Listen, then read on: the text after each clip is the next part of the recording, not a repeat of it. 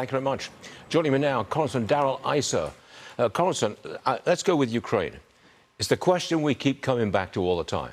Can Putin be trusted, bearing in mind that he just bombed Kyiv last night, right after the talks adjourned? Well, as Reagan famously said, Stuart, trust but verify. Of course you can't trust the Russians. They couldn't trust them as the Soviets. You can't trust them as the Russians. But you have to make agreements with your enemies if you're going to end a war. And that's what the president is doing, along with Secretary Rubio, is finding the path to a peace that we can enforce, that we, the British, we, the Germans, we, the Poles, can enforce. And that's what it's going to be. It's going to be a NATO-wide enforced peace. And you think that works? You know, it works because Putin's a thug. It works because force is all he knows. If the force is real behind it, not some sort of a nice agreement that Belarus and Russia signed on to and never met, but one that has real teeth in it, one that means that he will be bombed directly, that Russia will pay a price if they ever come over the border again on any excuse. So it does matter. The big challenge, Stuart, and it's an important one for all of us that are part of sort of the sustaining body of Congress, is when this is done, Congress has to understand that we can't have the next president ignore it. Time and time again over my career, I've seen one president do something that makes sense, that's enforceable. The next president decide, well, I'm just not going to enforce it. You have to have real teeth in it. That's why when I said NATO, I meant it because I've met with the Polish leaders, the Romanians, and others. They understand that they have to be at the table and at the border if this is going to be a lasting peace.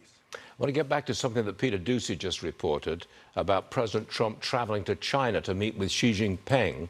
Congressman, this could be a consequential summit if they can reach agreement on trade, or computer chips, rare earths, Taiwan. This could be a meeting of real consequence. It really could be.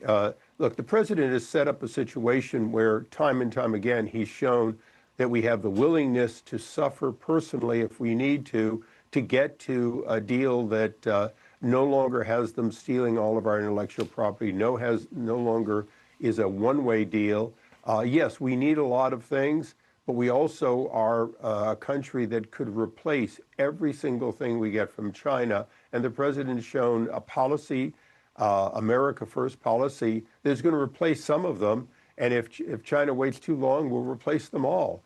You know, the president has envoys throughout the world working on other sources for anything and everything we need, and China knows it. The president has a good shot at doing something with peace in Ukraine, peace in the Mideast, ending the Venezuela standoff in some way, and doing all of that before the midterms. That would be a consequential foreign policy president. Last word to you. You have two presidents in the White House right now. You have the president from the first term, and you have the president in the second term. The first term is looking over the shoulder of the second term. That's like having two presidents, because the experience this president has over two terms is unparalleled in history. That's why he can get much of this done by the midterm, where no other president gets that much done in his first 2 years in office. Wouldn't that be something? Congressman Darrell Issa, thanks for joining us, sir. Always a pleasure. We'll see you again soon.